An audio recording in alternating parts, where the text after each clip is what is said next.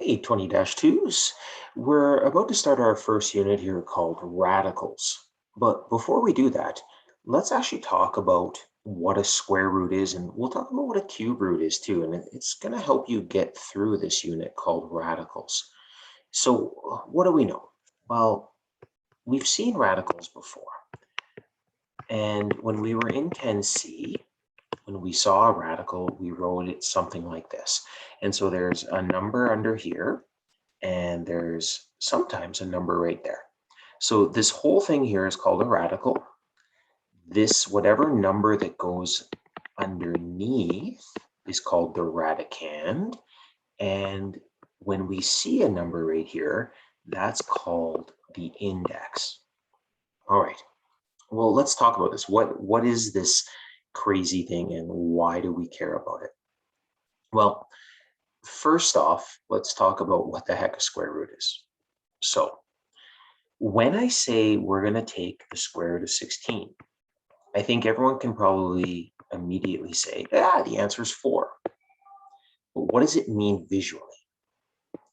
Visually, what it means is I just gave you the area of a square, and the area of that square is 16. So when I say take the square root of 16, guess what you're finding? You're finding the side length of a square, or the root of the square. And likewise, if I had said, let's take the cube root of something, say 27, okay, I'm a horrible, horrible drawer. Okay, so don't laugh at me while I'm doing this.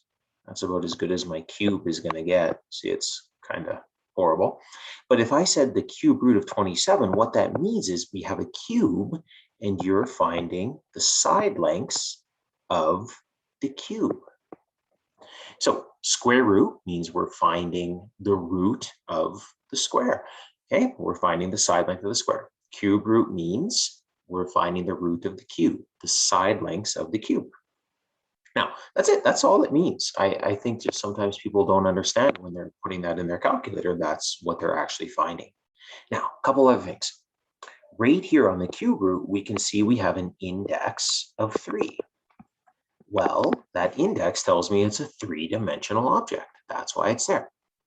Up here on the square root, do you notice there's no index? Well, really there is an index, friends. There's really a 2 there. We just don't write it because we're mathletes and we're lazy. So there really is an index of 2. Well, there's no such thing as an index of 1 because we're talking about areas and volumes. We need something bigger, right? We need a dimension of 2 or a dimension of 3. Now, the index can continue going up. It doesn't have to stop at 3. We could have an index of 4 and an index of 5, the 4th root, the 5th root. But we start to lose visual meaning of what that is because we only work in 3 dimensions. So there it is, friends. There's what a square root is. There's what a radical really is. So when I ask you to take a square root, you're finding the side lengths of a square. When I ask you to take the cube root, you're finding the side lengths of a cube. Easy as that.